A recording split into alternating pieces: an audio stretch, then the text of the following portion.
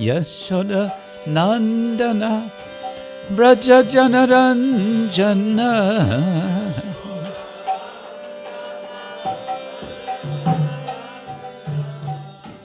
Yamuna Tiravanachari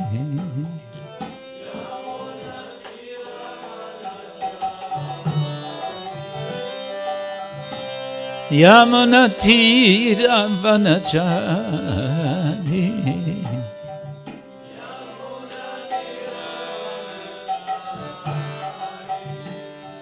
Jaya Radha Madhava Kunja Vihari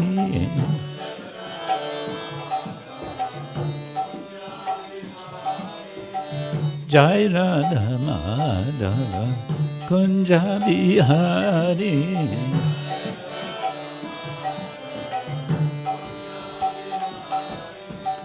Gopi Jana Vallabha Girivaradhari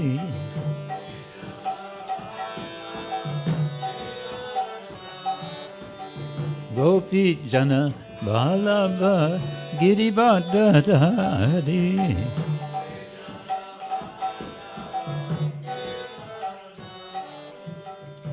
Yashoda Nandana Vraja Janaranjana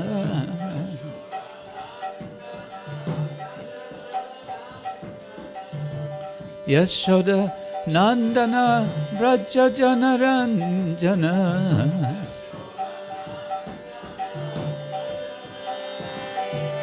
Yashoda Nandana Vraja Janaranjana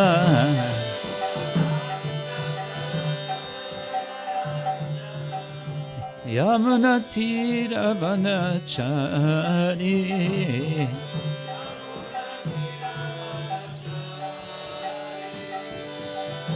Yamuna Tiravanachari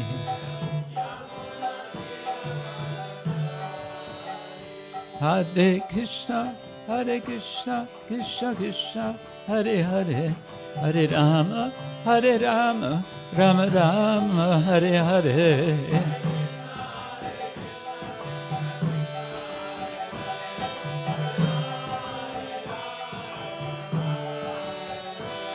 Haribo, Haribo, Haribo, Gaur Haribo.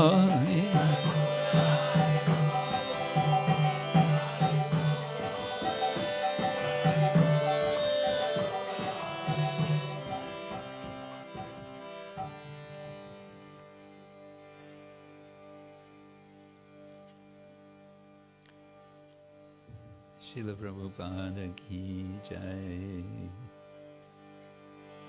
Om Ajnana Timirandasya Jnananjana Shalakaya Chakshurunmilitam Yena Tasmai Shri Gurave Namaha Shri Chaitanya Manobishtam Stapitam Yena Bhutale Swayam Rupa Kadamahyam Dadati Svapadantikam Vandeham Shri Guru Shri Yuttapadagammalam Shri Gurun Vaishnavanscha Shri Rupam Sagrajatam Sahagana Raghunatam Vitam Tang Sajivam Sadvaitam Savadutam Parijana Sahitam Krishna Chaitanya Devam Shri Radha Krishna Padam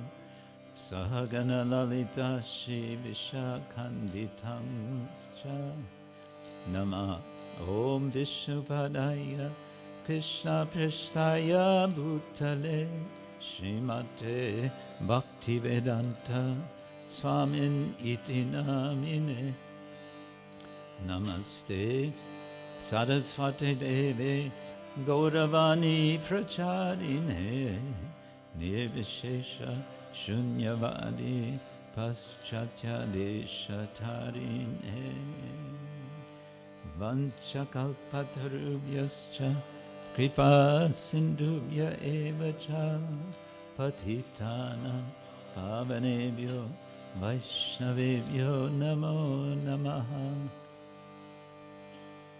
He Krishna karna sindhu dinabandho jagatpate gopesha gopika kanta radhakanta namostute tapta kanchana godangi radhe vrindavaneshwari rishabhanu sute devi pranamami hari priya.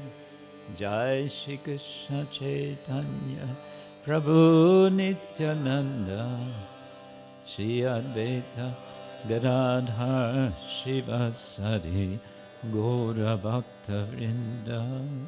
Hare Krishna Hare Krishna Krishna Krishna Hare Hare Hare Rama Hare Rama Rama Rama Hare Hare. Om Namo Bhagavate Vasudevaya.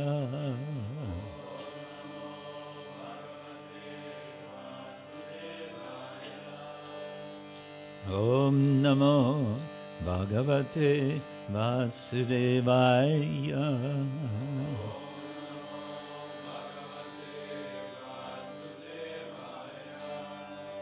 Om Namo Bhagavate Vasudevaya.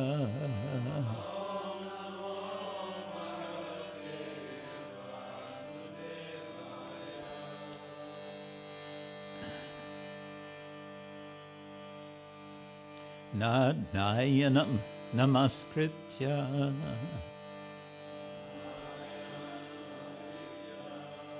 Naram Chaiva Narottamam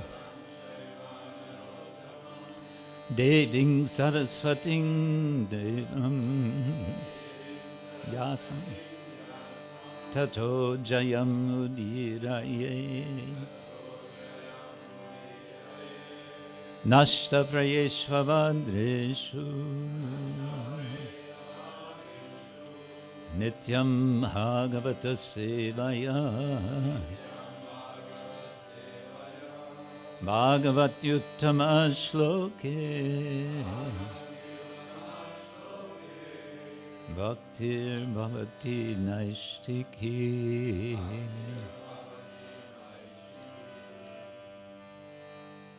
Grantaraj Srimad Bhagavatam ki jai.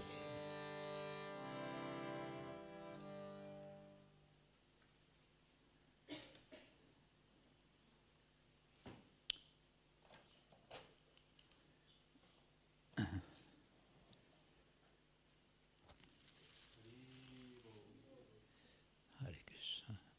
Every service has its austerity or austerities. And one of the austerities of giving Bhagavatam class is wearing a garland.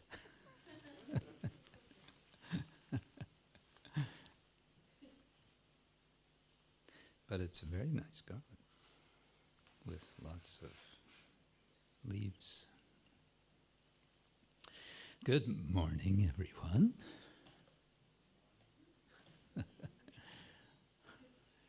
We never say good morning in our culture. Why is that?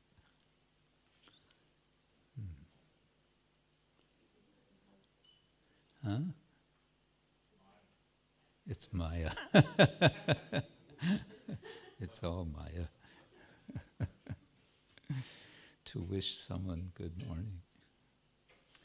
Well, enjoy the good morning while you can, because it's supposed to start raining at 10 o'clock this morning, right?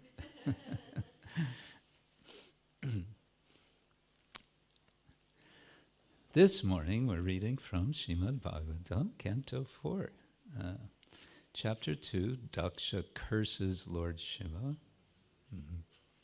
And we're reading verse number 27. Is that right? Okay. Let's chant. Tasyaivam vadata shapam. Tasyaivam vadata shapam. Shrutva dvija kulaya vai. Shrutva dvija kulaya vai. Brigu pratyasrijachapam. Brigu pratyasrijachapam. Brahmadandam duratyayam. Brahmadandam duratyayam. Tasyaivam vadata shapam. Shrutvad vijakulaya vai. Brigu pratyasrijachapam. Brahmadandam duratyayam. Others can chant.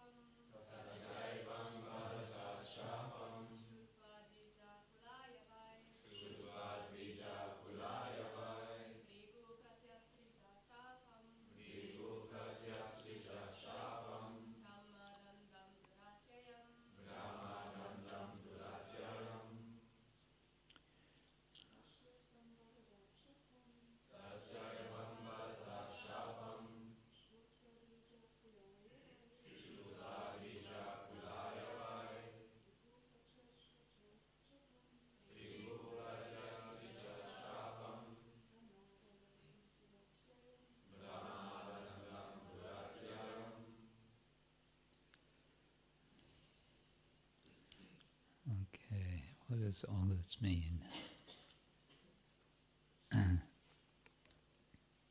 Tasya, his Nandishvaras. Evam, thus. Vadataha, words. Shapam, the curse. Shrutva, hearing. Dvijakulaya, unto the Brahmanas. Vai, indeed. Brigu, Brigu. Pratyasrijat, made. Shapam, a curse. Brahmadandam, the punishment of a Brahmana. Duratyayam, insurmountable. You know what insurmountable means? Yes.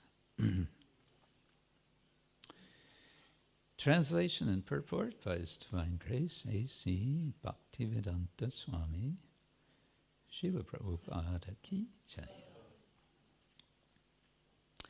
When all the hereditary brahmanas were thus cursed by Nandishvara, the sage Bhrigu, as a reaction, condemned the followers of Lord Shiva with this very strong Brahminical curse.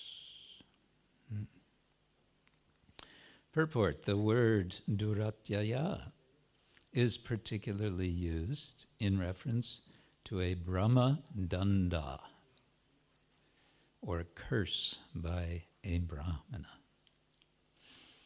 A curse by a Brahmana is very strong. Therefore it is called duratyaya, or insurmountable. As the Lord states in Bhagavad Gita, the stringent laws of nature are insurmountable. Similarly, if a curse is uttered by a Brahmana, that curse is also insurmountable. But Bhagavad Gita also says that the curses or benedictions of the material world are, after all, material creations. The Chaitanya Charitamrita confirms that that which is accepted in this material world to be a benediction and that which is taken to be a curse are both on the same platform, because they are material. To get out of this material contamination, one should take shelter of the Supreme Personality of Godhead, as recommended in Bhagavad Gita 7:14. Mam eva ye prabhadyante mayam etang tarantite.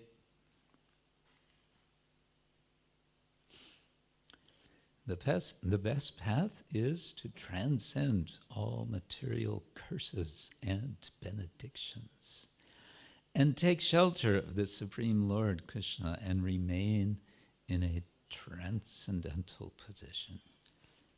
Persons who have taken shelter of Krishna are always peaceful. They are never cursed by anyone, nor do they attempt to curse anyone. That is a transcendental position. And so ends Prabhupada's purport to this verse. Tasyaivam vadata shapam shrutva dvijakulaya vai. Bhrigu pratyasrijat chapam brahma dandam duratyayam. When all the hereditary brahmanas were thus cursed by Nandishvara, the sage Bhrigu, as a reaction, condemned the followers of Lord Shiva with his very strong Brahminical curse. There seems to be some disturbance going on in this story. What is the problem? Indeed, one could well ask, what is the problem? After all, Lord Shiva is not causing any trouble. He's just sitting there, meditating. We say in English, minding his own business.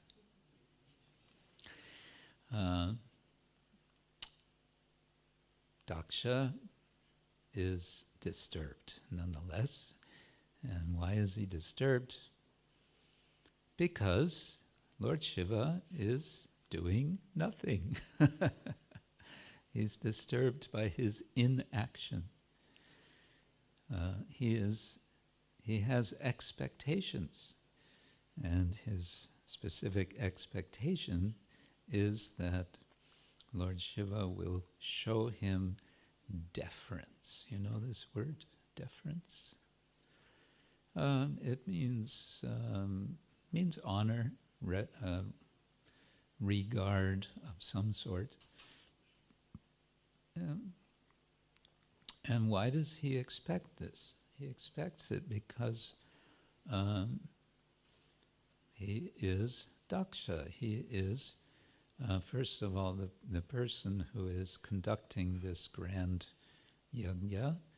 But not only that, what is his family relation with Shiva? What's the relationship? Yeah, he's his son-in-law. And the natural culture of, I would think,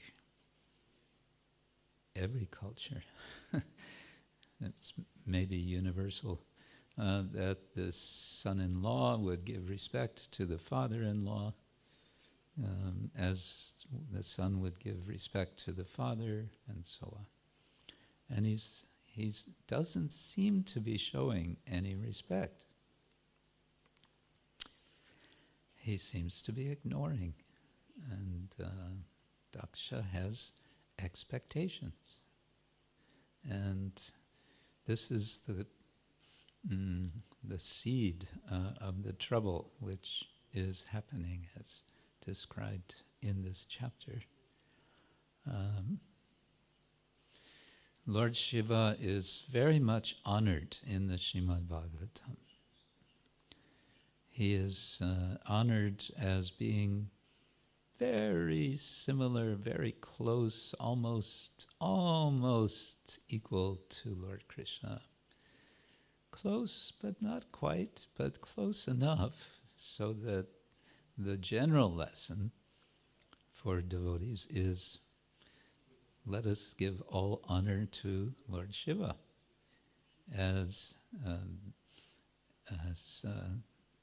being very close to the identity of Krishna and being a devotee of Krishna.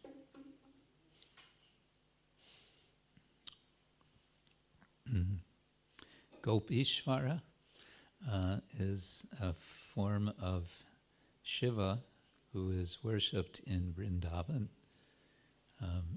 He is the form of the Lord.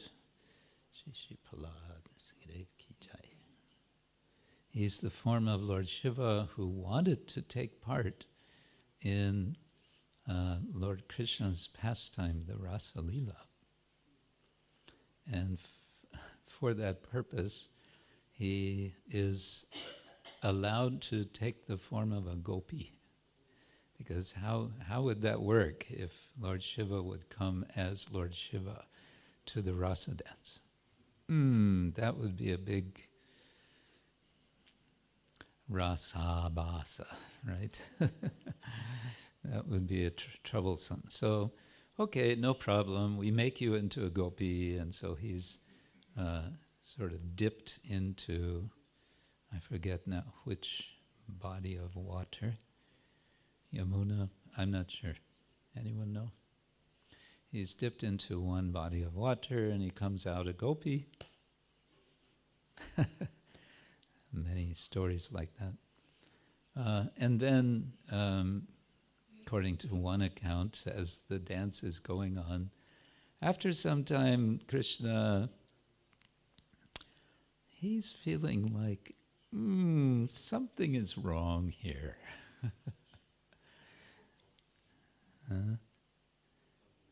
Something is off, yeah. What is it? I feel as if someone is here who doesn't belong here. And then it comes out that, it's Lord Shiva. And Krishna is very pleased. He's, oh, so wonderful of you to be here. But, it's not really your place. I appreciate, that you want to participate in this rasa dance, but let's face it, you are a Shiva. Even if you're disguised as a gopi, I'm sorry, this really doesn't work. But, as they say in Australia, no worries. No worries. we are going to station you. We're going to give you a permanent position as one of the protectors of Vrindavan. And so he becomes Gopi Ishvara. He becomes in the form of a Shivalinga. He becomes the protector of one of the four protectors of the Dham, one of the four Dikpalas, Shiva protectors. And he is worshipped in two different ways. In the morning, he's worshipped as Lord Shiva, and in the evening, he's dressed and worshipped as a gopi. Yeah, they dress him up like a gopi every evening. So, lots of honor is given to Lord Shiva in the Bhagavatam. However, the followers of Lord Shiva, they get a different press. They're not so much appreciated in the Bhagavatam, and this is one passage where this comes out. But this passage is also presenting, it shows Daksha as being rather short-tempered, and also his followers, the Brahmins, as being rather short-tempered. And all of this is leading to a very disturbed condition, such that the whole purpose, the performance of a sacrifice for the devas, is spoiled. Perhaps we should back up and hear again, for those of you who have heard recently, what is the curse of Nandishvara. Where does he begin? Okay, Nandishvara. Okay. So who is Nandishvara? First of all, he's one of the principal associates of Lord Shiva. So when he hears a curse against Lord Shiva, he gets upset. It mentions that Daksha has cursed Lord Shiva, but it doesn't say what his curse is, at least here not. In any case, Nandishvara he now gets upset. He's one of Shiva's followers. His eyes become red.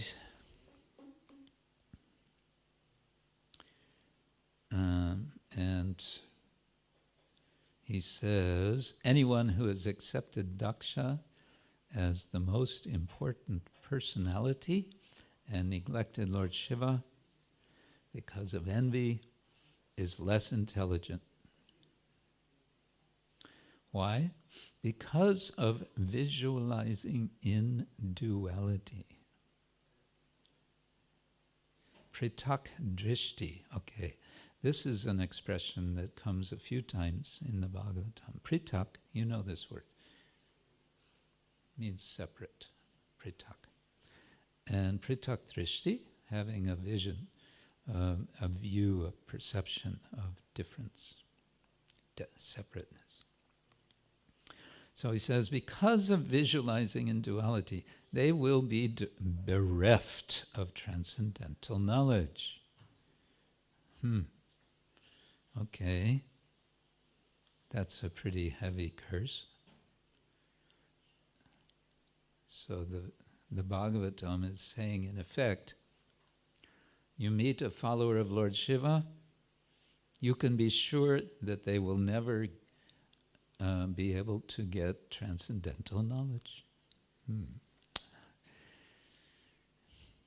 interfaith dialogue with Shaivites might be a problem.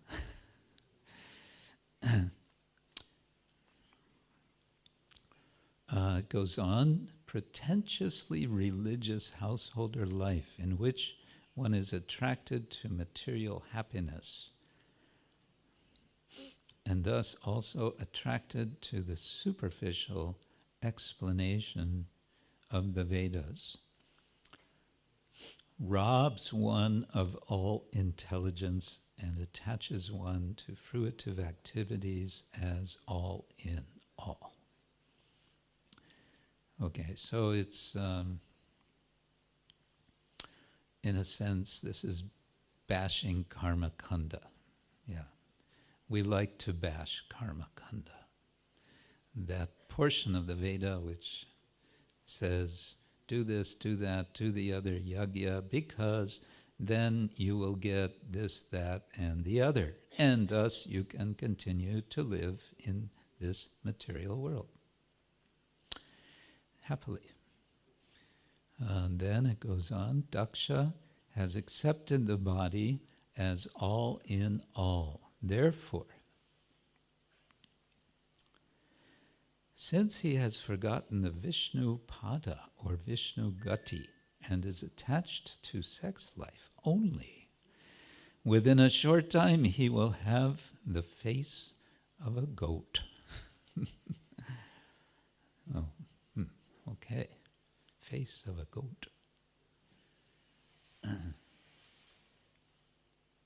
The face of a goat? I think he's going to have the head of a goat eventually, isn't it? Yeah. Furthermore, those who have become as dull as matter by cultivating materialistic education and intelligence are nesciently involved in fruitive activities. Such men have purposely insulted Lord Shiva. May they continue in the cycle of repeated birth and death. Sangsarantu iha ye cha anu sarva avamaninam. Sharva amamaninam. Sharva is Shiva. He's not stopping there. He has more to say.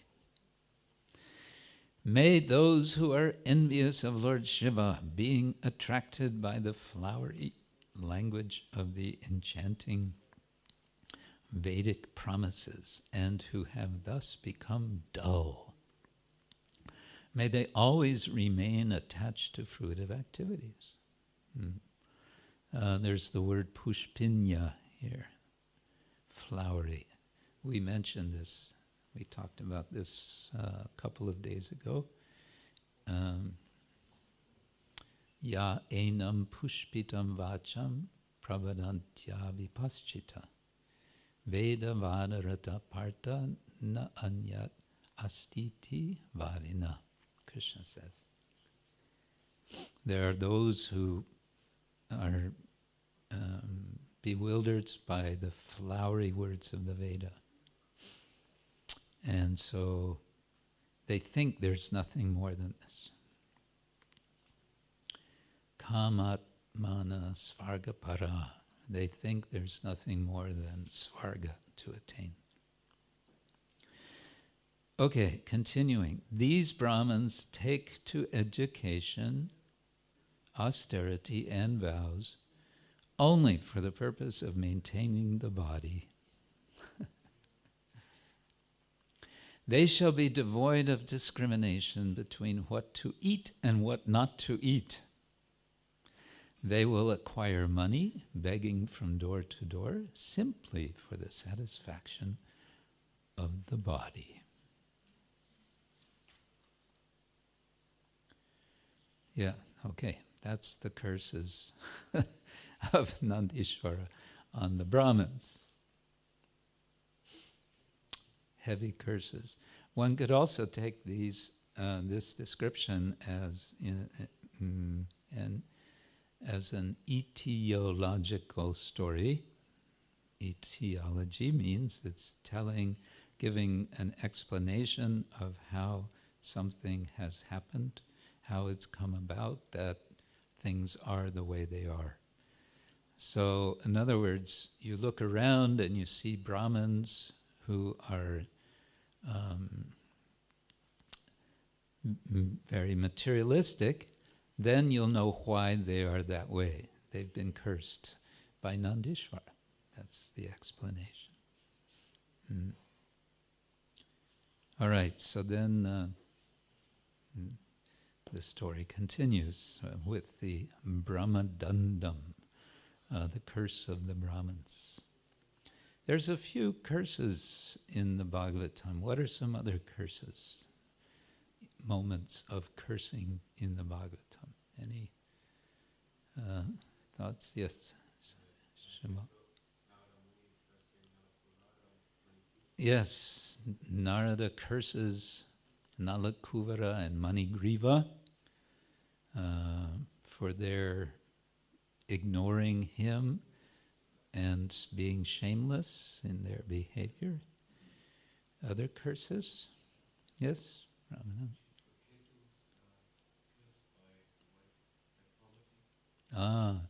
Chitraketu gets cursed by the wife of Parvati. What is his sin? Chitraketu has found it very amusing that Parvati is sitting on the lap of Lord Shiva while they are surrounded by sages. He finds this very amusing. And Parvati doesn't think it's amusing that Chitraketu thinks it's amusing. Yes. Hare Krishna. And any other curse? Yes, Bachar. Maharaj Parikshit has been cursed. What was his mistake?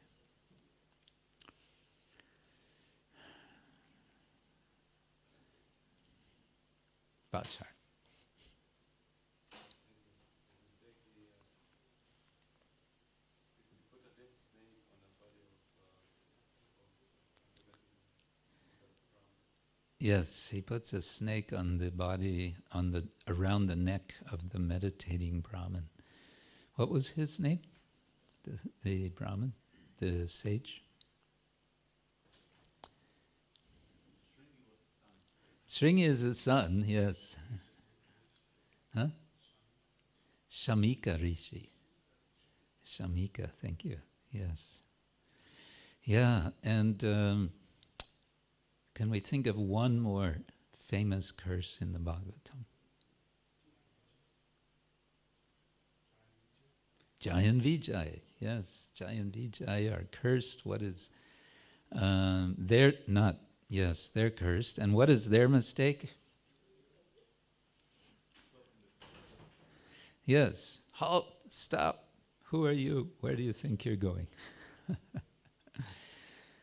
Now one might, on this particular incident, consider or wonder, I'm wondering aloud, and maybe you have an answer for this. In the end of Prabhupada's purport here, he says,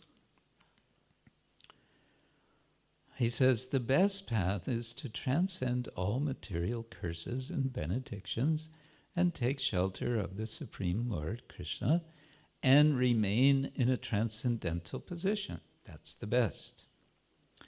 Persons who have taken shelter of Krishna are always peaceful. They are never cursed by anyone, nor do they attempt to curse anyone.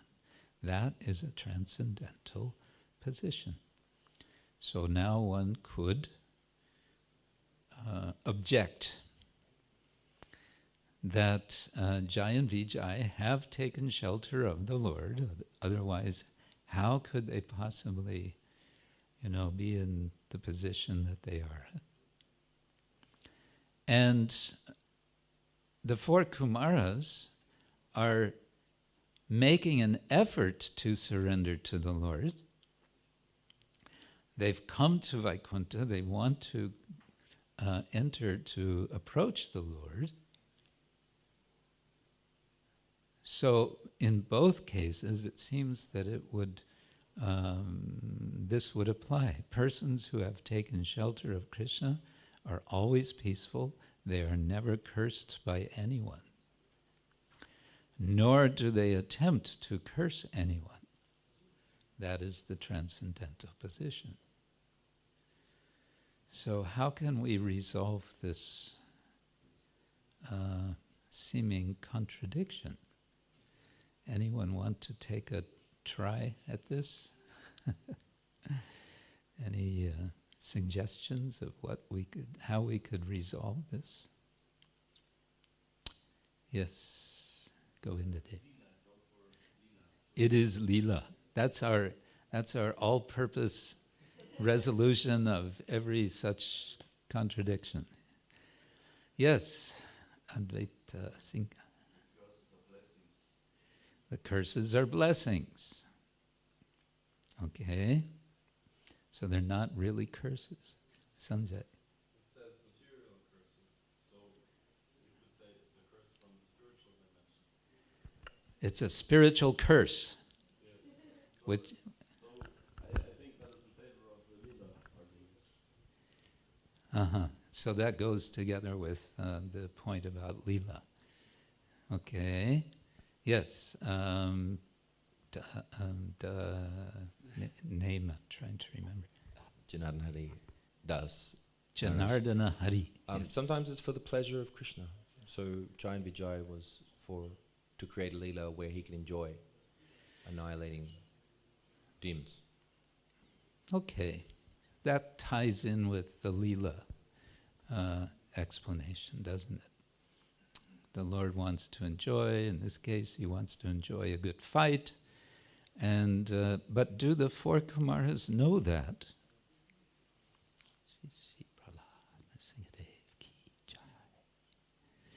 Do the four Kumaras know that as they're approaching? Do they already know in advance what the Lord wants? They haven't met the Lord yet.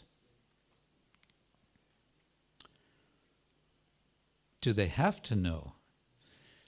One could say, well, maybe they don't consciously know, but the Lord in the heart, as Paramatma, is giving them the cue, curse those guys, because I want to have a good fight with them. That may be a possibility. Well, in any case, we, for our part, may want to take to heart this direction that Prabhupada is giving. Persons who have taken shelter of Krishna are always peaceful. They are never cursed by anyone, nor do they attempt to curse anyone. That is a transcendental position. So, okay, we don't curse. We don't use our power of speech to curse others. Sometimes we might feel like we want to curse someone. Have you ever felt that way? You don't want to admit, do you? Yes, Janardhan, you felt that way sometimes. Yeah. True confession. Right. Yeah, sometimes. Of course, it's always very much tied together with anger, isn't it? We become angry at someone. We feel someone has acted wrongly, and we may feel that the best thing for the benefit of that person is that they be cursed. In my, great wisdom, I'm going to curse this person so that they will learn their lesson. And so that urge is there. We might want to say it's part of the vacho vegam, right? Vacho vegam, manasakroda vegam, jiva vegam, udarapasa. So it's one of the and kroda vegam. So vacha vegam, kroda vegam, these go very close together. In general, when there's some raising of voices in some argument, some disagreement, actually this can be the beginning of what can become a deeper conflict. And therefore devotees are very, very careful, very cautious. We want to be careful and cautious with our speech. Yeah, Krishna advises also in the Gita. Actually, I find it helpful to remember the context in which he says, Anudvega karam vakyam satyam priya hitam chayat svadhyaya vyasanam chaiva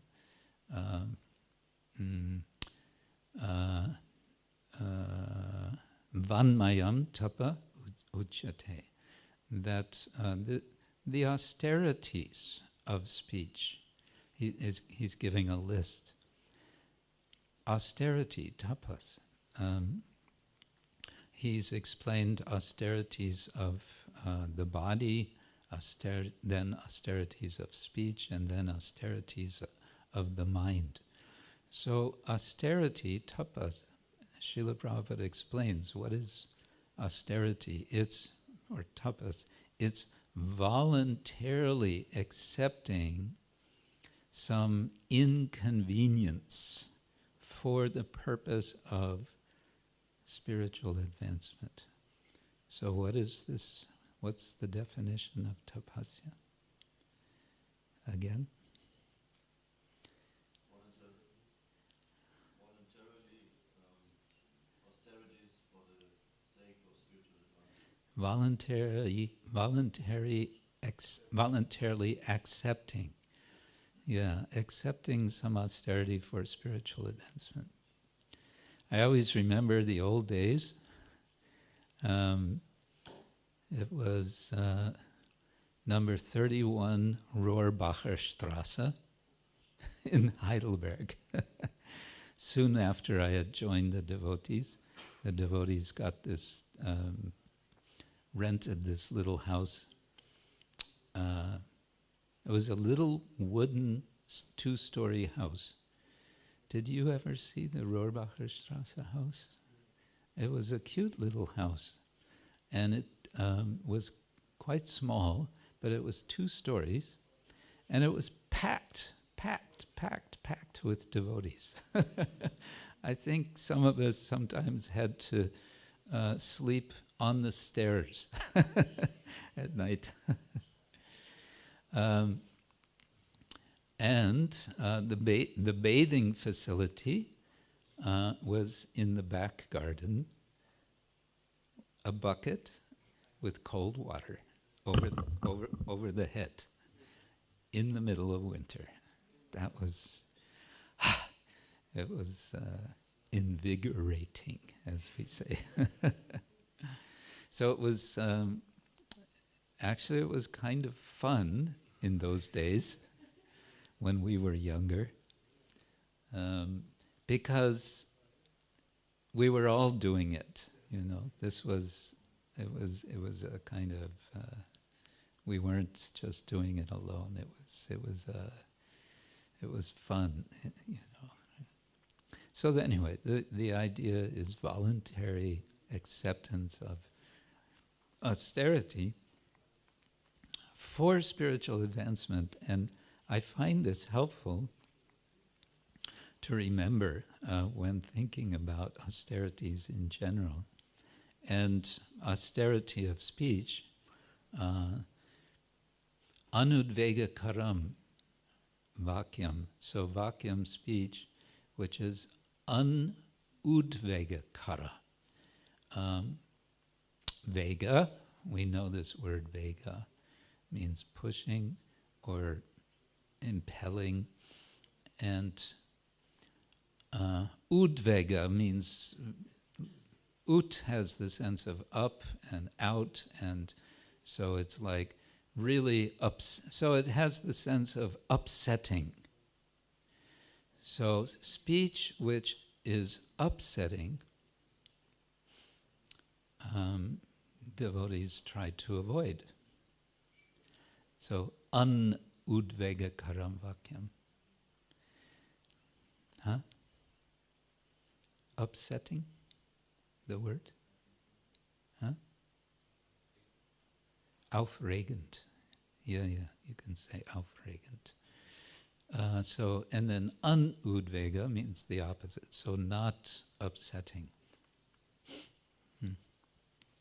Anudvega karam vakyam, satyam, truthfulness. It's austerity to be truthful. Because it's easier a lot of times, it's just easier a lot of times to not be truthful. Or it seems easier. And then the question always comes up, what about white lies? You know, do you have this expression in German, white lie? Ein unschuldiges Lüge or something like that? No? Anyway, a white lie in English is a lie which it's harmless. It's not hurting anyone, but it's just, you know, for social smooth interactions. You know, somebody asks you, "How are you?" You feel horrible, but you say, "I'm fine." You know, that's a kind of a white lie, because you don't want to get into a whole discussion with the person. "Oh, I feel horrible." "Oh, you feel horrible, really?" "Yeah."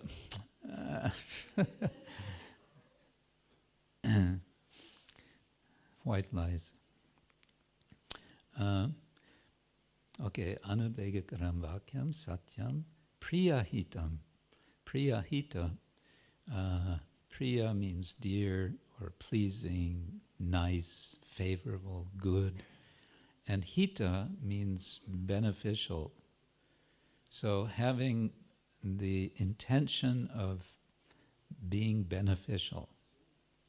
So speaking to actually benefit someone is an austerity.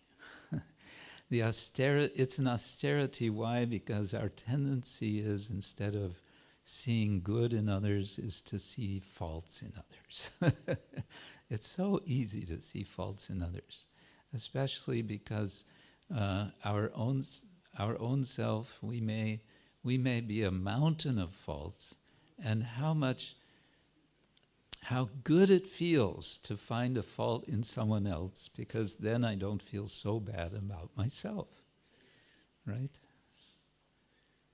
That's the tendency. So priyahita is turning that upside down and saying, let's see what good we can find in this person. And let's speak it. Let's compliment. Let me compliment this person. Let me praise them. There's a verse in the 11th canto I was trying to memorize. Let's see if I can do it. Parasvabhava karmani na prashangsen nagarhayet vishvam ekatmakam Pashyan prakritya purushena cha. Ha, I got it. So it's saying that because one sees that the world is made a unity by the combination of Prakriti and Purusha, it's of a piece. It's in order. In effect, the world is the way it's supposed to be. Because of that, one should neither praise nor criticize others for their activities. Na prashangset nagarhayet. But now we hear this and we think, hold on, okay, I get it that one shouldn't criticize others, but one should not praise others? That doesn't, and that's in the Bhagavatam. How should I understand this? So then we have to apply a principle of Vedic Vaishnav hermeneutics.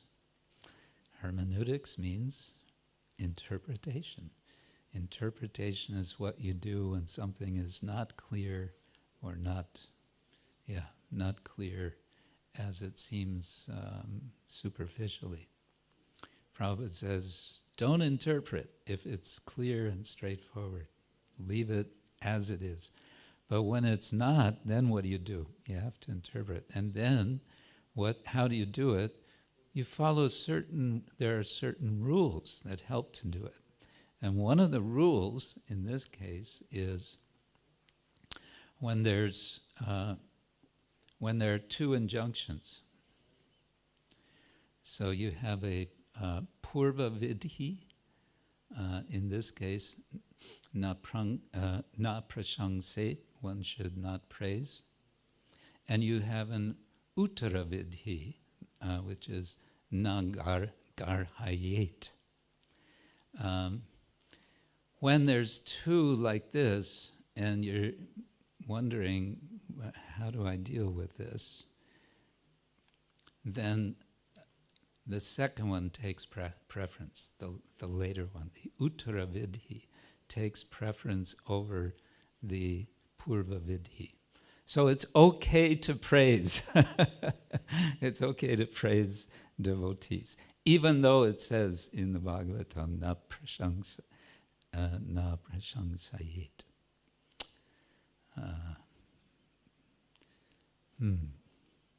Well, that's not something that the Brahmins and also Nandishvara seem to be thinking about as they are cursing and counter-cursing in this pastime, which is a pastime. It's in the Bhagavatam as a pastime for Daksha to learn a lesson. He's going to come through all of this eventually as a very honored person. And I think this is also something we could reflect on, is that Vaishnav culture says, essentially, we all make mistakes, and it's possible for us to correct our mistakes. And when we have corrected our mistakes, then we can be resituated or again situated as before. We can go about our devotional service in the association of devotees. That's a bigger topic, but I'll just put that out there for our consideration. And I think I should stop here for the time being. And I see there are questions and comments. Yes, Ramanand. Sometimes we speaking lies and over, praising devotees. We say, oh, you very learned scholar or tiger amongst men. It's like hyperbole. In English, there's a word for this, hyperbole. Hyperbole is exaggerated glorification. Yeah. So I wonder if this is okay. But my actual question is related to this.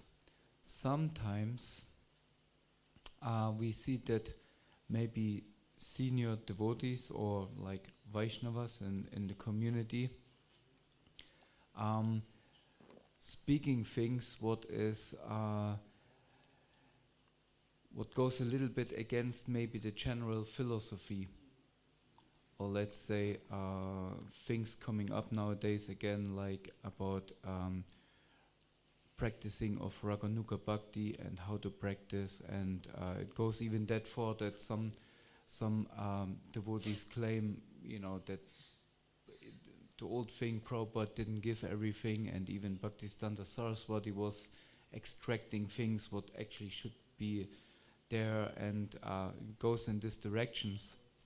So sometimes this comes from senior respected Vaishnavas, and as a community of devotees, and especially also as a local community, sometimes when we have taking more and more responsibility of educating young people, how to respectfully deal with such what may be considered deviations.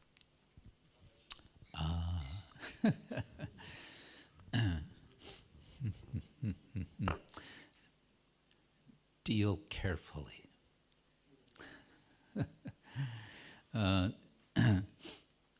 You may speak with a senior devotee in a private way and explain that I have this concern, and this is why I have this concern, and in particular in the context of our society, our institution, our little community, what you're saying is possibly a problem or a cause of confusion. So, yeah, you can ask them, how do you suggest that, excuse me, that we deal with this? That, I think, would be a starting point. Now, it could also be that they are, it could be, I mean, I'm speaking now very generally, not necessarily to what you've given as examples, but it could be that a devotee is correcting a misunderstanding that devotees may have.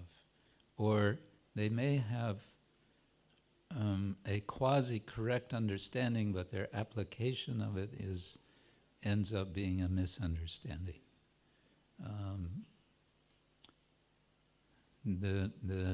You mentioned Raga Nuga Bhakti. There are devotees who have a misunderstanding that Raga Nuga Bhakti equals sahajiya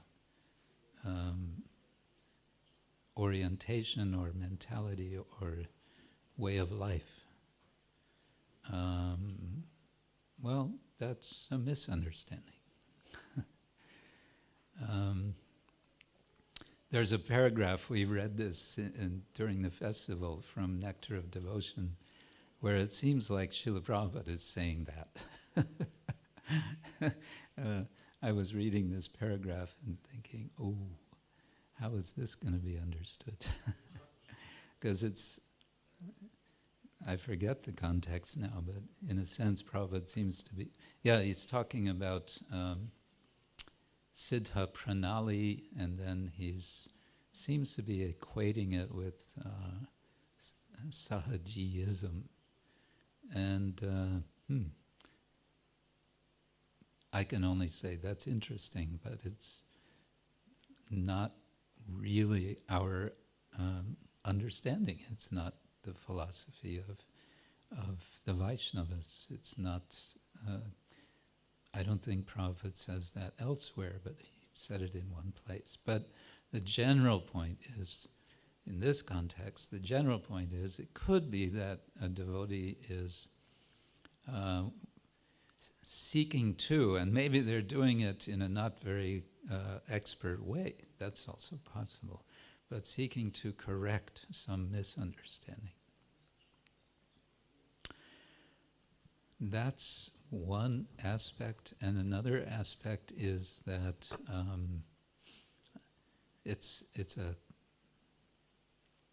in a community of Vaishnavas, we have a whole spectrum of let's say degrees of engagement and understanding of Krishna consciousness, and we have a sort of ongoing challenge, I think, in our society that on the one side, I see it as a sort of, you know, it is a funnel. You have some for pouring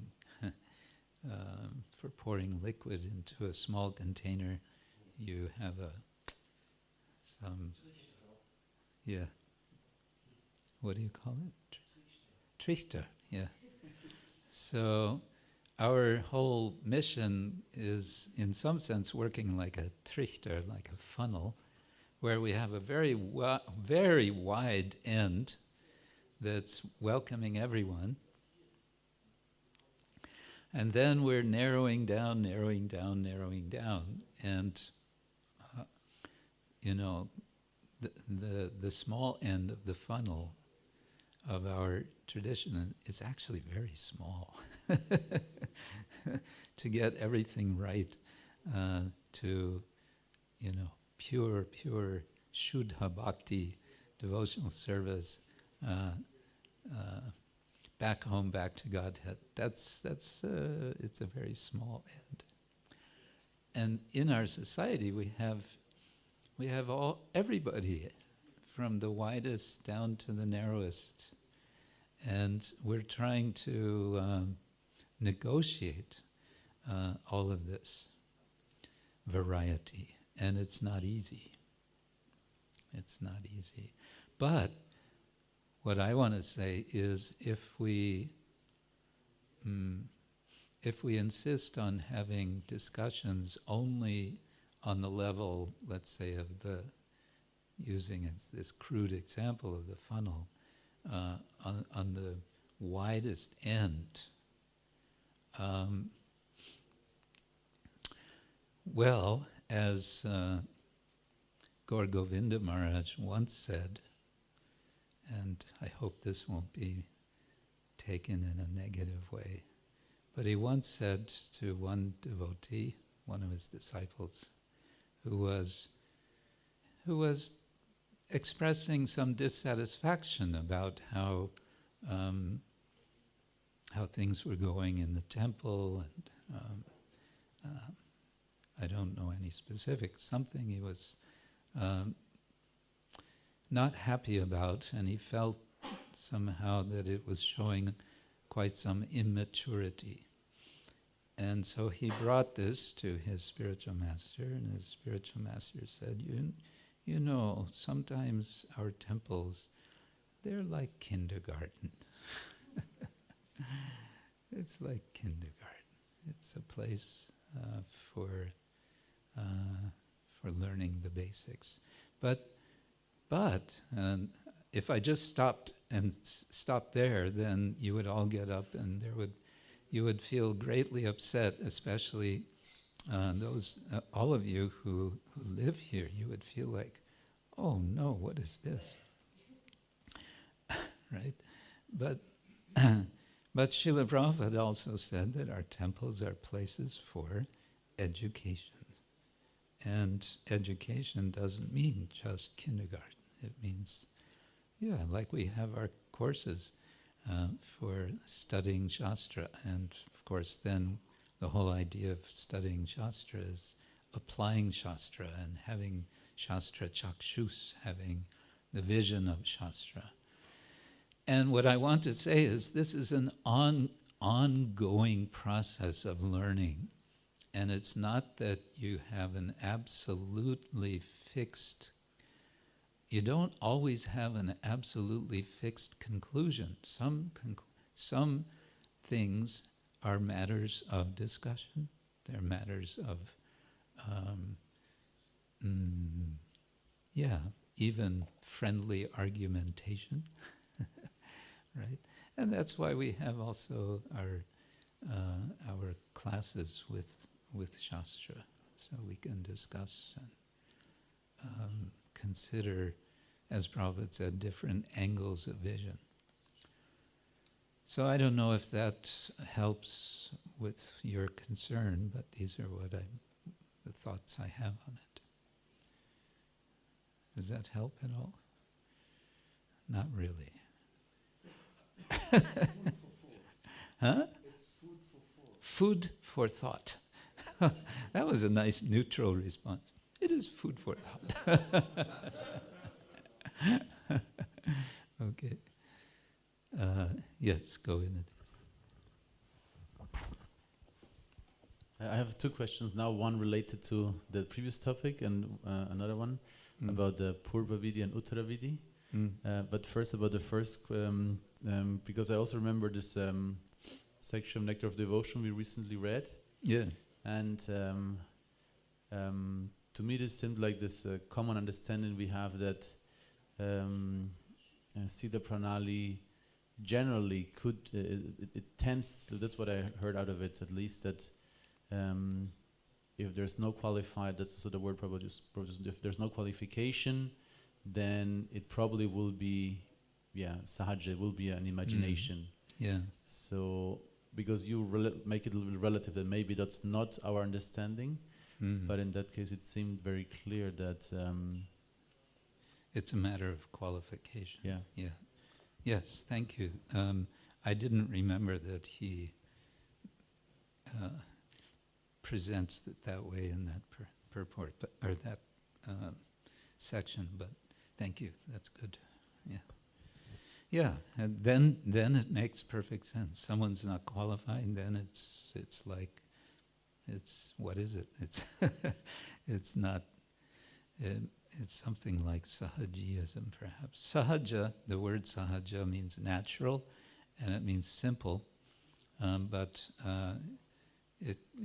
on the positive side, it means it can be used in a positive sense. Bhaktivinoda Thakur, I think it's in one song, he speaks of sahaja bhakti,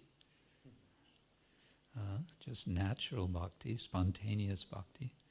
But it's in the negative sense, it's the misunderstanding, you can say, that without qualification.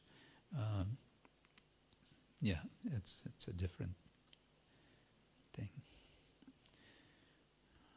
And the second question about, you said Purva Vidi and Uttara Vidi. Mm-hmm. So how is it about the sequence when something was spoken? Like we sometimes also with instructions Srila Prabhupada gave, we take the latest instruction as the Uttara Vidi. Is that what it means, like chronological, or how we determine something is Uttara and something is Purva Vidi? Yeah, good question. That's my understanding, but there may be different ways that it's applied. I must confess I haven't delved into it, but it would be a principle, as I understand, from Mimamsa, or Purva Mimamsa, which has a lot of concern with how do we interpret scripture. And it often is dealing with very technical, very complicated issues involving ritual, highly technical. And then they apply such rules. Okay, well that one's coming before, this is coming after, we take this one. Because we can't do both, all right, we take the second one. But how that's applied, I can just imagine devotees saying, this was said before, that was said after, I'll forget about that and take this because I like it more. We have to be careful with it as well. Sadhu Shastra Guru Vakya Hridaye Koriya Aikya. We consult with the sadhus, the guru. We consult Shastra, we consult Guru, we consult sadhus, and the combined consultation brings us Aikya, a single clear understanding in the heart. That can take time. We have to also be careful, not overly hasty. And that's the other principle, anudvega karam vakyam satyam priya hitam chayat, svadhyaya abhyasanam chaiva. Abhyasanam, the practice, the regular practice of what? Svadhyaya. And what is svadhyaya? Svadhyaya means studying Shastra. So we always go back and again and again and again to Shastra, which the term Shastra can also be inclusive to mean the statements of Guru, the statements of sadhus. Is that okay? Yeah, so be careful with that. Let's not misapply that rule. But it's specifically what I read. I think it's in the purport to that verse in the 11th canto. It's specifically giving that application for this na prashangset, nagar hayet. One should not praise, one should not criticize. It says it's okay to praise. Yes, Sanjay. In the purport of the next verse, which is related, it says, one should praise the pure devotees of the Supreme Lord and criticize the mentality of Krishna, rebellion against the personality of Godhead, by which one becomes a non-devotee. Yes, also Bhaktivinoda Thakur says in one of his songs, I just read this morning, one of his Sharanagati songs, in which he is listing things that he will do favorable to devotional service and things not favorable. And one of the things he will do favorable for devotional service is I will become angry at those who criticize the Lord and his devotees, something like that. Yeah. I will become angry at them. It's bona fide. You can be angry at those criticizing the Vaishnavas.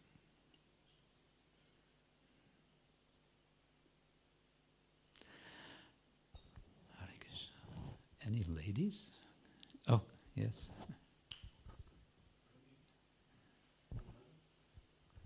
Microphone. Thank you so much, Maharaj. I had two little questions. The first one is it's so beautiful, the verse you were mentioning. So I wanted to ask you which verse it was. Not the one Bhachavegamana Sakuravedam, but the other one about the speech. That's chapter 17, Bhagavad Gita, I think it's verse 15. Wow. Anudvega karam vakyam. Yeah. Beautiful. Because it's so, it makes me think a lot about, you were saying about white lies, no? And about this,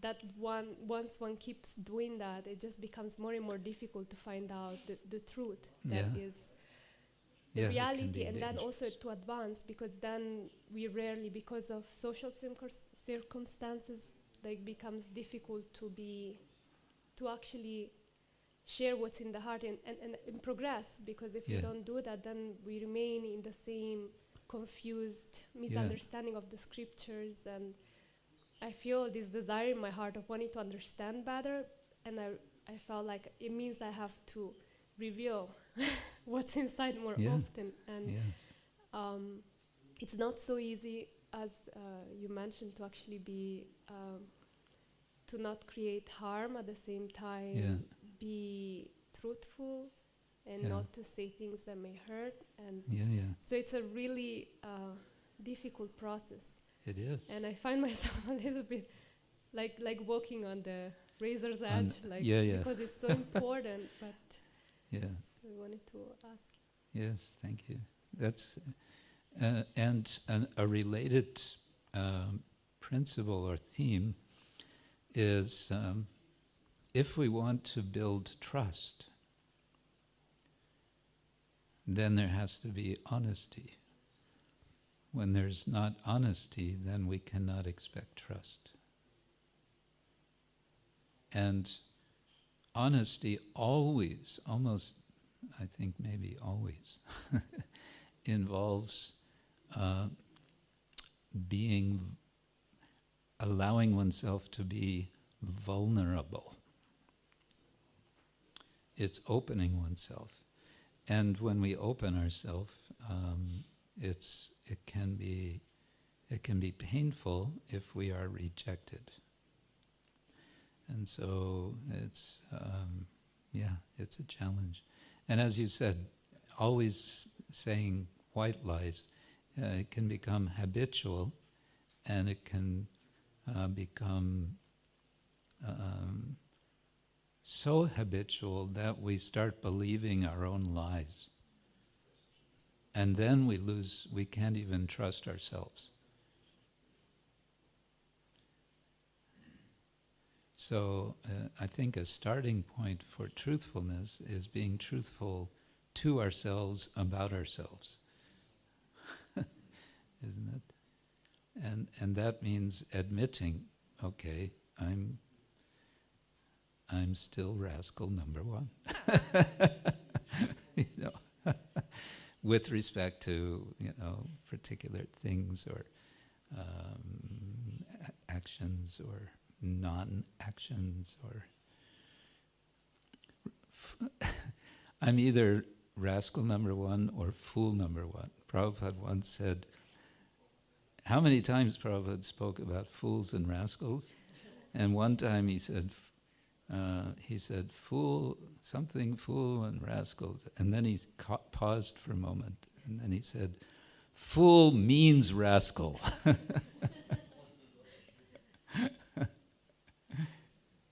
Yes. Maharaj, one last quick question. What's the reaction for telling lies to fellow devotees? For telling lies to fellow devotees, to others. Yeah. Or is that you have a separate reaction? How is that dealt with? I'm not expert on the precisions of karmic action and reaction. There are lists what kind of birth one takes for various actions or non-actions. In the Manu Samhita, there's some lists. There's some in Garuda Purana. The one I always remember is if you steal vegetables, you will take birth as a peacock.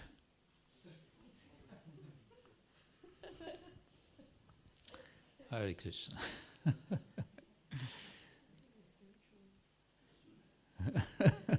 But it's a whole list, there's all kinds of. So telling a lie to a fellow devotee, I suppose it could depend on many different factors, But I think our principle here, what we want to be concerned about, is developing trust. And so, what can we do to facilitate as much as possible a culture of trust? It's very challenging in this age. It's very challenging. But if we don't have it, then, it becomes very difficult. If there's no trust, then we fall back on things like position, power, and so on. And that's always temporary. That'll work for a while, but after some time, if someone feels they're simply being manipulated or whatever, then at some point they'll say, no, I'm sorry, I can't do service in such a context. So, yeah. Does that help? Yes. Krishna, it's a bit of a practical question. Mm-hmm. Over the years here, there have been some circumstances sometimes when in my experience, Matajis have uttered some curses. And I was brought up sort of and told we just don't do that, but in a way that it wasn't really explained why. And sometimes these curses, maybe just by transcendental accident, have happened, and often, actually, every time they've been spoken, when the person is enraged. So it's, I don't know whether there is some practical tips of how to deal with that. Sometimes I just pray and walk away, but I don't,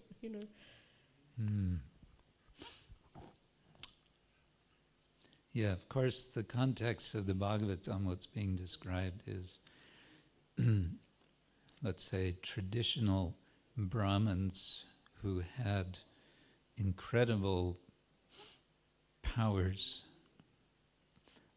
such that when they spoke a curse, it would really happen, and therefore one was always eager to avoid being cursed by a Brahmin and instead to be blessed by a Brahmin.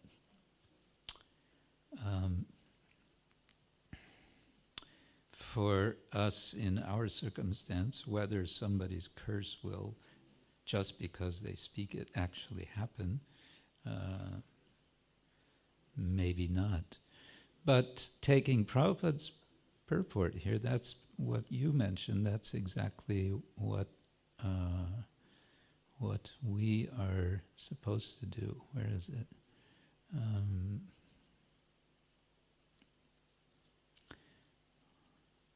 Same planet. Shelter. Yeah, the best path is to transcend all material curses and benedictions. So, I've been cursed. Who is the example in the Bhagavatam for this response to a curse? Yes, but I was thinking of Chitraketu. Chitraketu is being cursed to go to hell, and he says, "Oh, okay." And then Lord Shiva says, that famous verse, he says, just see the Vaishnavas, they are transcendental. Svarga pavarga narakesha abhi tulyarta darshanam. Tulya arta, they regard equally. They regard equally this or that, a curse, a blessing. So that's the ideal, that we take whatever comes and take it in stride. And yes, as you said, maybe just walk away. The person is very angry now. It's not going to be good to try to communicate. Let's wait until things are more peaceful, and then maybe we can discuss. Yeah, because sometimes we can say modes of nature, the clouds of the modes of nature are just too thick. Okay, let's talk about this later. Yeah. Sometimes that's the best. And of course, there's lots of there's courses, there's programs to learn non-violent communication, right? There's a whole institution that has developed that. And it's mostly about listening,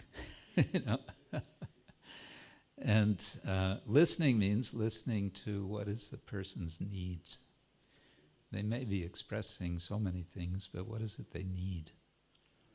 Somebody needs some attention. Somebody needs some security. Somebody needs some approval. Someone needs some security. Somebody needs to feel they're in control.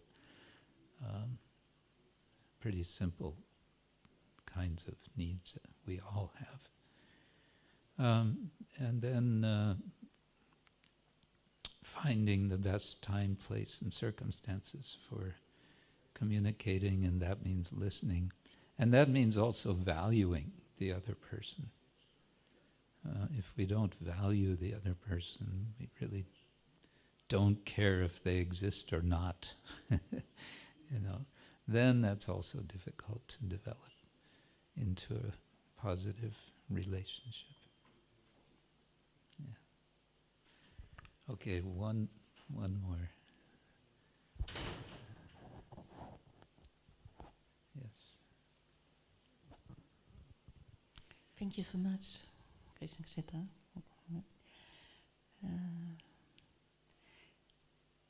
When I'm spending time in the temples and with Vaishnavas, I more and more I appreciate the devotees and how it, especially in this festival, last festival, I was so moved and touched and deeply, you can say deeply touched by the devotees, not only Narasimha. And how wonderful, how many advanced devotees were here and still here. And to cultivate this more and also to talk more in the temples about the relations between devotees and to develop more appreciation and affection and love for devotees. And so then these negative feelings, they just they transform, and we can develop and we can make advancement in such an environment. And regarding to the question of Gopi Gita, I would suggest maybe to do some chanting before talking about issues, to chant the holy name, just a little bit, and then maybe one is able to talk more calmly about these issues, and because I think all these negative emotions are related to fear, and to overcome these fears in all sorts of forms, and really develop the respect and the love for devotees is so important, because it's so special to be with devotees. Yes. Yeah. Nice. Thank you so much. Thank you. Good point. A practical point. You have some difficulty with another devotee. Let's sit down and let's chant together. Could be kirtan, could be japa, and then let's discuss. That's a possibility. Another thing that can be done, I've mentioned this I think before here, is what they do in the Hong Kong temple. Once a year, they have an event where they all gather, not in the temple, but in the home of one or another devotee. And they have a session where everyone praises another devotee. And they have a very specific procedure how they do it. Everyone is invited to come, and then before they come, they should bring with them some small gift, and the gift should not cost more than €2. But they should bring a gift to give to one other devotee, and they all come together, and they have a kirtan for some time, and then they go around the room one after another. Everyone has, I think it's 2 minutes, to glorify one other devotee. That devotee may or may not be present. It may be someone who, for whatever reason, was not able to come to the event. But when a particular devotee has been praised, then, let's say I was planning to also praise that devotee. No, I have to praise another devotee. So it ends up that everyone gets praised. And it gets quite emotional but in a very positive way. It gets so emotional that they always bring a box of tissues because some devotees start crying. But as I said, it's always very positive. And after they go around like this, they have again little kirtan, and then prasadam, and then everyone gives their little gift to one other devotee, and that's the program. And you know, at the end you see devotees embracing each other. And everyone feels uplifted. It's quite amazing how it works. So you could, I don't know if that works in only in Hong Kong, but you might try something like that. Huh? You did it once? Oh, how was it?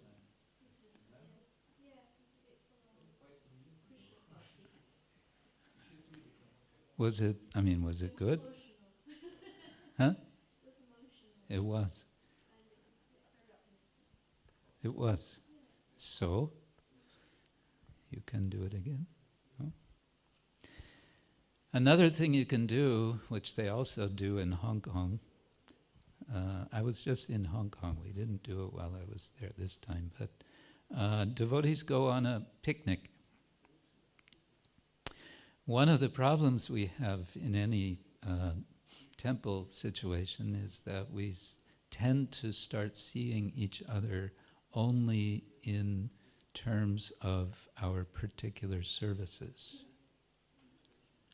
And so we forget that devotees are people. And so in Hong Kong, it's actually, you can do it here very easily. Hong Kong is a big city, but it's very mixed with a lot of nature, and within 10 or 20 minutes from anywhere in Hong Kong you can be out in nature. And so they go on walks, and sometimes they go to the beach, and they have kirtan and they have a picnic, and it's just a time to relax together, and as we say, to hang out, and it's nice. It's nice. It kind of puts aside all of these designations. I am this position. I'm that position. We're all just devotees.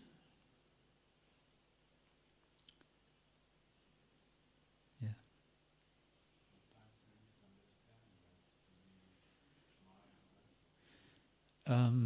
Yeah, I would say that's a misunderstanding. I always like to quote again from Bhagavad Gita, Yukta haraviharasya yukta cheshtasya karmasu yukta swapnavabodasya yogo bhavati dukkha ha. Dukkha ha means removing dukkha, removing suffering.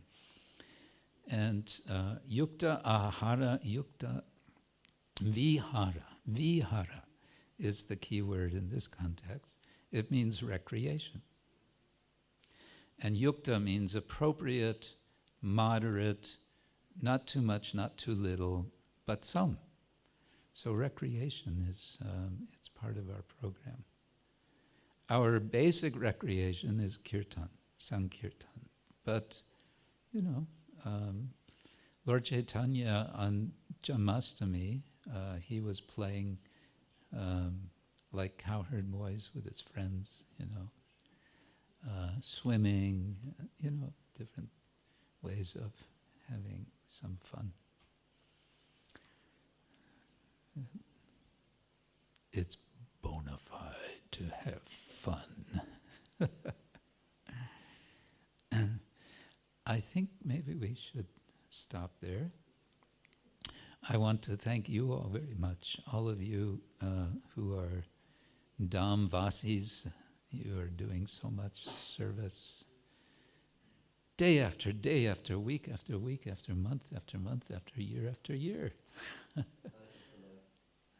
life after life. And it's glorious. And you might sometimes feel when it's, middle of the week and hardly anyone is here, and maybe it's cold and it's freezing and it's not so much fun. But I think then when all the devotees come for a festival, you're again reminded, oh yeah, this is why we're here. Isn't it? Yeah. So when the times are slow and whatever, then just remember the festival times. And remember, Nrsingadev is here. He is here. You are here for him, and he is here for you. It's reciprocal. Shri Shri Prahlad Lakshmi Nrsingadeva ki jai, Srila Prabhupada ki jai, Grantaraj Srimad Bhagavatam ki jai, Gaur Premanande Haribo.